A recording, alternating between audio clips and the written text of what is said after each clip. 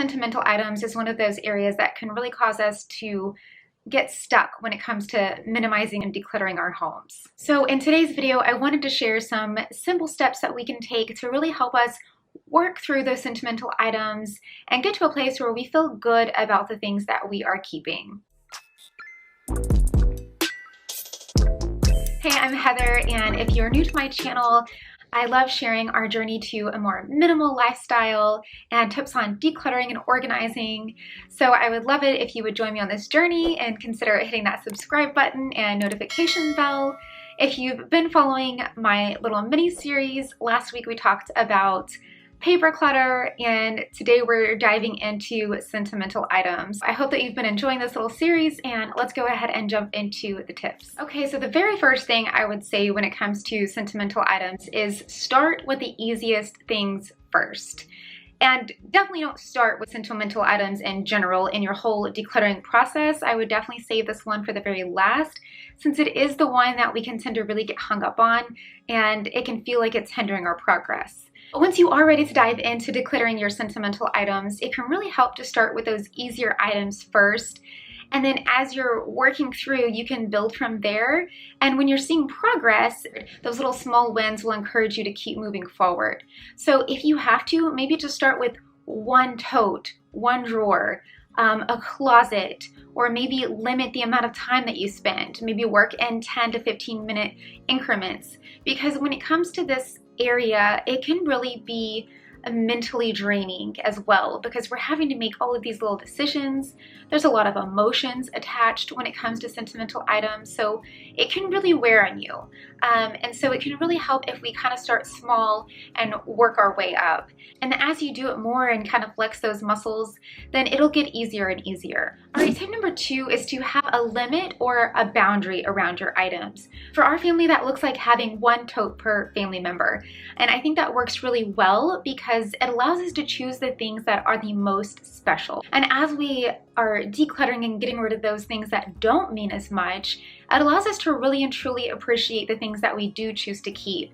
And we're more likely to go through them and look at them and think about those memories than we would be if we had these overwhelming amounts of things that are just piled in closets or in storage. But the thing I really love about these memory boxes is that we can actually access them really easily. We can open them up and there's just a few items that we can go through and think about those memories. And then as we're evaluating over the years, maybe there are some items that aren't as special to us anymore, or maybe we don't even remember why they were in there, and then we can kind of reevaluate at that time and take those items out, replace them with things that are more special to us. I think it's kind of relative to the season that you're in, right? As a first-time mom, every little thing that my son does is special at this point, right? And when we were newlyweds, every single little handwritten note that my husband gave me, I would save. But as the years go by, then we can start being a little bit more selective on the items that we choose to keep in those boxes. Okay, so I'm going to show you some of the boxes that we have. I actually do have one that is for both me and my husband for like our little special notes and things, and I actually keep it down here underneath my side of the bed. It's just a simple little letterbox that I think I got at Michael's. So some of the things I keep in this box, I have a little souvenir from our honeymoon. I have some of the first cards that we gave each other for like our anniversary. I have one of the first pictures that we ever took together. Like little hand-drawn notes. I have our very first Christmas card. So just little things like that that are special and I want to keep. This gives me a place to put them where I know where they are and I can revisit them if I want to. And then like I was saying, it also gives me a boundary, so I know that if it doesn't fit in this box, then I don't get to keep it. What I'll probably do going forward as our family is growing is I will create a family tote as well and just label it like Mitchell Family Memories, so maybe for a certain time span, like 5 years or something like that. And that way that'll give us a place to put our family memories as well. All right, we're in the closet now, so I apologize for the bad lighting, but I wanted to show you where I actually keep our other totes, our memory boxes. You can kind of get an idea of where we store things because we don't have a garage or any actual storage space. But I think it's helpful to see that even if you don't have a garage or a storage space, it's really easy to store these things if you're keeping it to just a small tote. So here in the closet, on this shelf is where I keep our babies box, and again, it's just kind of one of these little card boxes.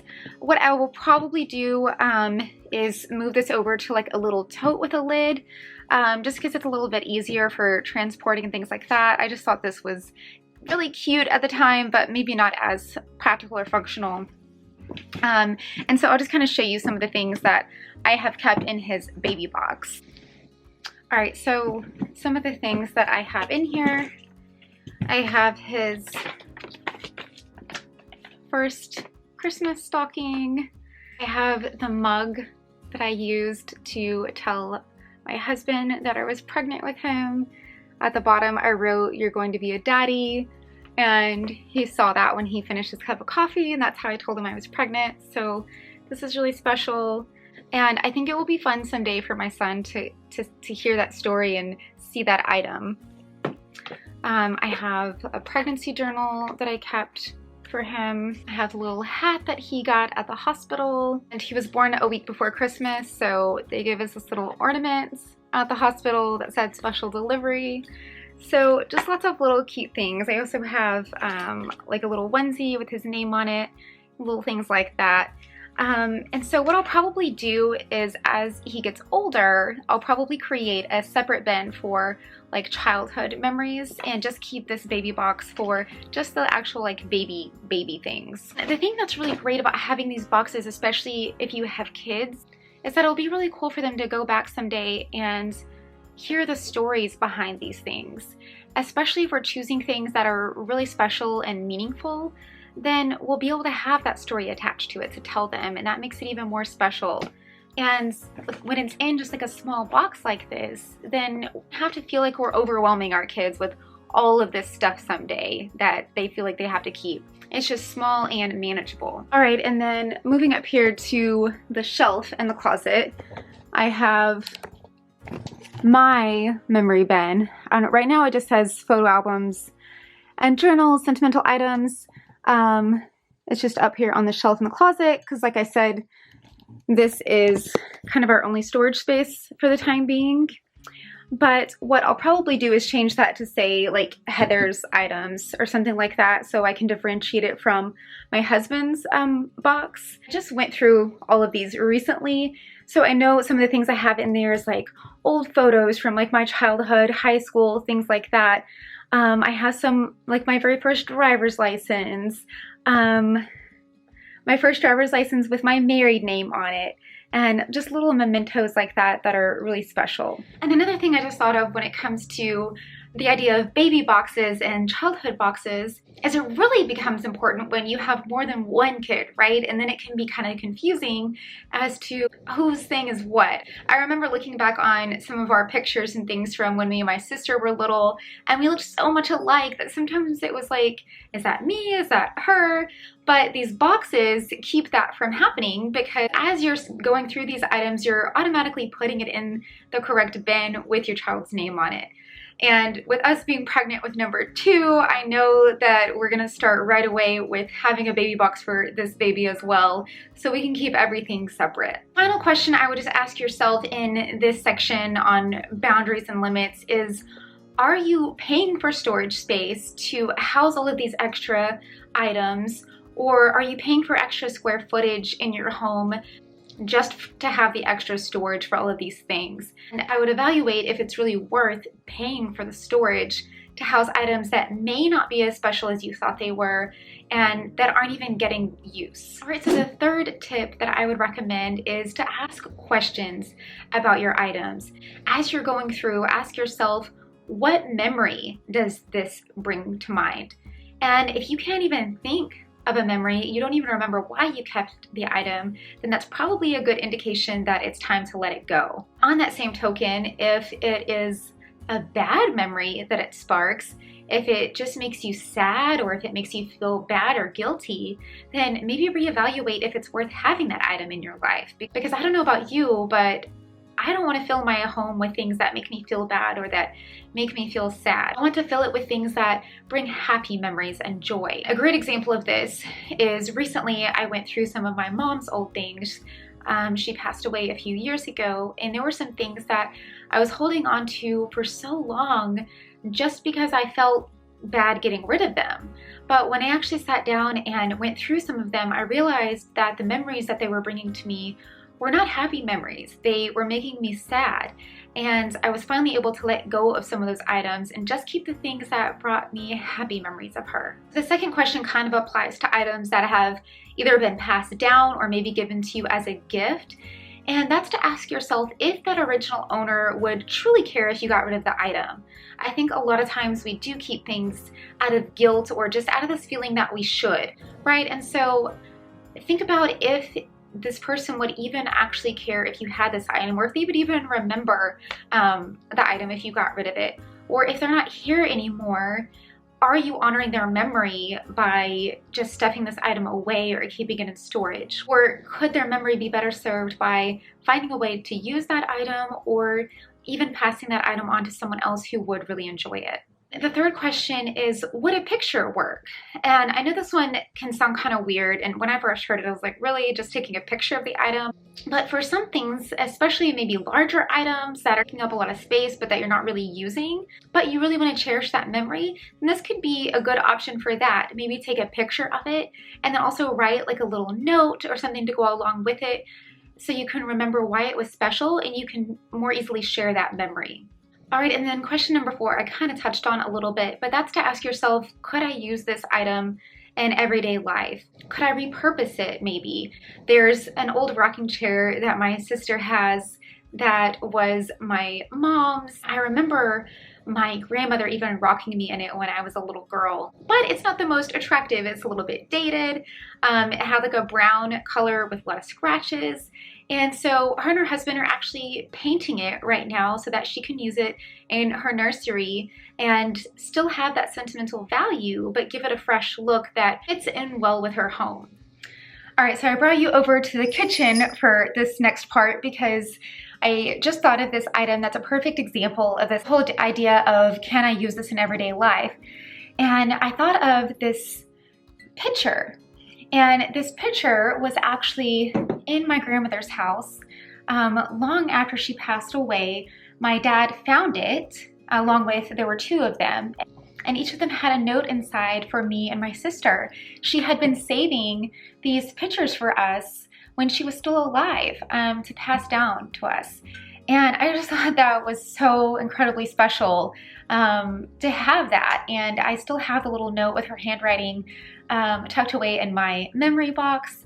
But I have been just storing this picture in the cabinet, afraid of messing it up or, you know, something happening to it. But I just thought, why not actually take this out and have it on display, use it for pouring, I don't know, orange juice or something like that. And that way I can actually enjoy it, and every time I use it, I'll think of my grandmother. All right, and then back over here in the bedroom, another example that I thought of is this little cedar chest that my grandpa gave me when I was a little girl. I still remember opening it up and smelling the cedar, and I remember there was a little pumpkin inside because he had this little pumpkin patch in their front yard where he would grow these little pumpkins, and it was just sitting in a storage box, not being used. In fact, it was even broken, and it was just filled with all of these sentimental items that when I went back through them, I couldn't even remember why I had put most of those things in there. And so I decided to take it back out and fix it. So I just used a little bit of wood glue and fixed the little latch on the back so that the lid opens now. And now I can actually have it on display here on my dresser. And I'm using it now as a jewelry box. And again, every time I use it, I will think of my grandpa and that little pumpkin that was in it when I first opened it. But now it's not just sitting in storage, it's getting use. So it might take just a little bit of creativity, or in my case, a little bit of glue, to fix those items and make it to where you can actually use them in your home and have those memories around you every day. And the next question to ask yourself is, how much of this collection do I really need? So the perfect example was the baby box that I showed you. I don't need to keep every single piece of clothing that my son ever wore, but instead I just want to keep some of those most special pieces, like his coming home outfit, his first onesie, and things like that. Maybe you have a large tea set collection, and instead of keeping this entire set, maybe you could just keep a mug and a plate or something like that to retain the memory, but without feeling so overwhelmed by having so much stuff in your home, especially if they're items that you aren't really using regularly. All right, question number 6 is, who's going to take care of these items when I'm gone? And I know this is not something we really like to think about, but it's really important, especially again, if you have children, because there may come a day when they are the ones who are taking care of all this stuff and having to sort through it. And as someone who has gone through that, me and my sister had to go through my mom's entire home after she passed away suddenly. And it was a really hard experience.